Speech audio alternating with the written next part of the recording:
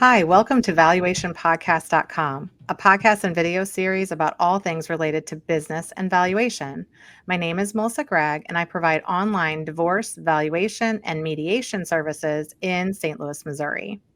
Today, we will discuss divorce finances, tracing marital assets and separate property with Beth Garrett and Bob Boyd. Bob Boyd is a family law attorney in Atlanta, Georgia, and co-founder of Boyd, Collar, Nolen, Tuggle, and Roddenbery. Bob is a leader in family law who has received recognition from his colleagues across Georgia and the nation for his work in high net worth divorce litigation and contested custody cases.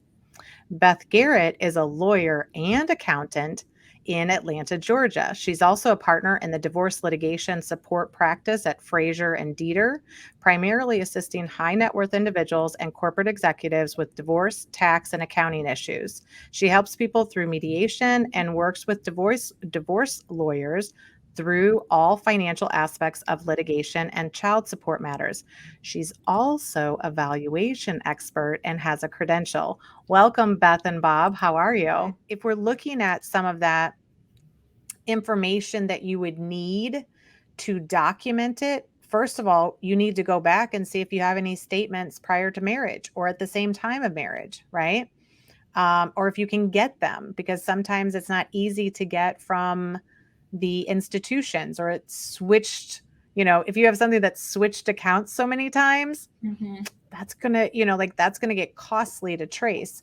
But are there even some important dates that we need to keep in mind when tracing these assets, like date of filing, date of marriage, date of separation? What becomes important that people need to know to get prepared, even to prove out that some portion is separate? Definitely date of marriage. That's definitely where it would start. I was talking to somebody today that was married in 2010, and he's going on and on about that he had this account in 1998, and then he put it into this account in 2003. And I was like, you're making it more complicated than you need to. Let's start at 2010. I don't need to go anywhere before that. I mean, sometimes if that's all you have, you might have to, but definitely starting with date of marriage. And I think what's hard to another thing with when people are just like, it's separate, just date of marriage is very rarely, if ever, enough.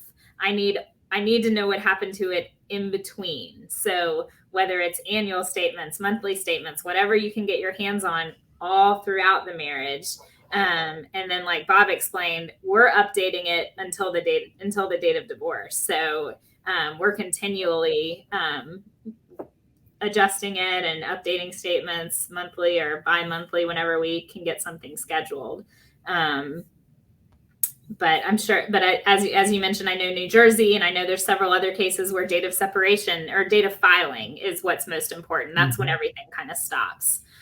So a lot of people look at that, but then at the same time, you still have to continue to look at what happened after the date of separation, because if there's an account that had $100,000 in it at the date of filing and now it's gone, you can't just divide it as of the date of filing, because now you have to deal with reality. So it's always going to continue to be important.